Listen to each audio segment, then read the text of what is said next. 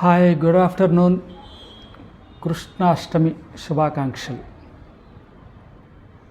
మోహన్ దాస్ కే గాంధీ, కరమ్చంద్ గాంధీ. సందేహాలు నన్ను చుట్టుముట్టినప్పుడు, నిరాశ నన్ను ఎదుర్కొన్నప్పుడు, ఒక ఆశాకిరణము దూరముగానైనా గోచరింపనప్పుడు, నేను భగవద్గీత తెరవగానే నన్ను ఓదార్చు ఏదో ఒక శ్లోకము కనిపించును. అప్పుడు నేను భరింపరాని దుఃఖములో కూడా చిరునవ్వులు నవ్వుట ప్రారంభించును.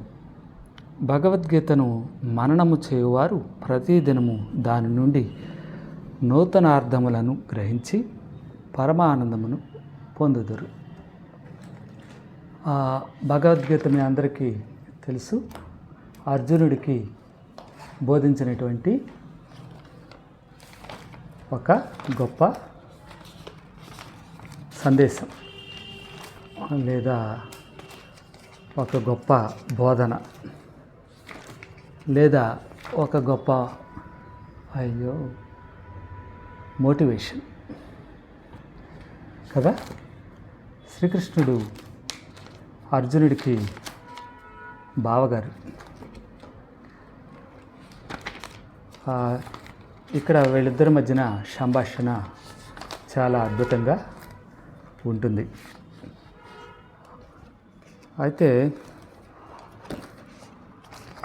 శ్రీకృష్ణుడు ఎందుకు చెప్పాడు అంటే, యుద్ధం చేయను అని కూర్చుంటే ఎదర నా బంధువుల్ని నేనే చంపవలసి వస్తుంది అని ఆలోచిస్తున్న సమయంలో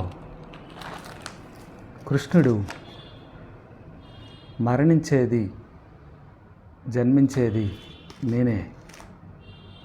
నేనే అని చెప్తాడు. అవును, కాబట్టి నువ్వు భయపడద్దు, ధైర్యంగా యుద్ధం చేయి, నీ కర్తవ్యాన్ని నువ్వు నిర్వర్తించు అని చెప్తారు.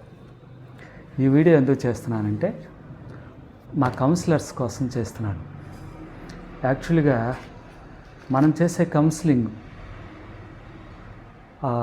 డిఫరెంట్గా ఓ రకంగా ఇక్కడ కూడా భయాన్ని పోగొట్టేదై ఉంటుంది.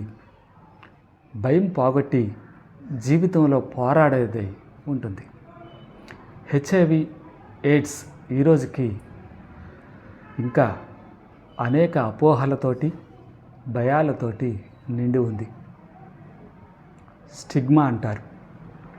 అంటే యాక్చువల్గా సెల్ఫ్ స్టిగ్మా అంటే నన్ను చూసి నాకు హెచ్ఐవి వచ్చిందని కత్మ వాళ్ళు మాట్లాడుకుంటారని, లేకపోతే నన్ను అవహేళన చేస్తారని, లేదా నన్ను ఇంట్లో నుంచి గెంటేస్తారని, లేదా నా భార్య పుట్టింటికి వెళ్ళిపోతుందని, లేదా నా భర్త నన్ను విడిచిపెడతాడని, ఇలా అనేక సోషల్ స్టిగ్మాస్ తోటి ఈరోజుకి నిండిపోయింది హెచ్ఐవి వైరస్కి సంబంధించినటువంటి పాజిటివ్ల విషయంలో.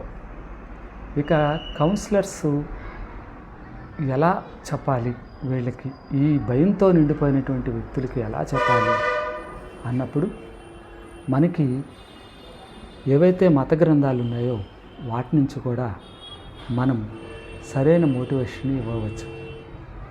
అంటే జీవించడానికి పోరాడాల్సిన అవసరం కూడా ఉంది. అవును, సమాజంలో అనేక సామాజిక రుగ్మతలు ఉన్న ఈ సమాజంలో సెక్స్ గురించి అపోహలు ఈరోజుకి ఉండిపోయాయి. కాబట్టి కౌన్సిలర్స్ ఒక రకంగా కృష్ణుడి వలె బోధించవలసిన అవసరం, ధైర్యాన్ని అందించవలసిన అవసరం చాలా ఉంది. ఓకే, అక్కడ యుద్ధ భూమిలో అర్జునుడితో మాట్లాడితే మనం భయమైనటువంటి అసహాయత, తర్వాత భయము, రేపు నేను చచ్చిపోతానేమో లేదా చచ్చిపోవాలి, ఇలాంటి ఆలోచనలతో ఉన్నటువంటి పరిస్థితుల్లో, అతను ఆలోచనలతో యుద్ధం చేయలేని పరిస్థితుల్లో మనం అతనికి సరైనటువంటి సానుకూల దృక్పథాన్ని అందించవలసిన పరిస్థితి ఉంటుంది. కాబట్టి ముందు మానసికంగా మనంగా సరైనటువంటి దృక్పథాలు కలిగి ఉండాలి. రెండవది, అర్జునుడిని కృష్ణుడు అర్థం చేసుకున్నట్లు మనం కూడా సహానుభూతి కలిగి ఎవరైతే క్లయింట్ ఆర్ పేషెంట్ ఎవరైతే ఉన్నారో వాళ్ళని అర్థం చేసుకొని సరైనటువంటి మార్గాన్ని వాళ్ళకి వాళ్ళు నిర్ణయించుకొని తీసుకునేలాగా, ధైర్యంగా భవిష్యత్తుని నిర్మించుకునేలాగా మనం వారికి దోహదపడాలి. కౌన్సిలర్గా, ఒక సలహాదారుగా ఇది మనం చేయగలిగినప్పుడు ముందు మానసికంగా మనం ఆరోగ్యంగా ఉంటాము. తర్వాత వాళ్ళకి సరైనటువంటి దృక్పథాలను కల్పించడం ద్వారా ఆరోగ్యకర జీవితాన్ని కొనసాగించడానికి అవకాశం కల్పిస్తాం. ధన్యవాదాలు.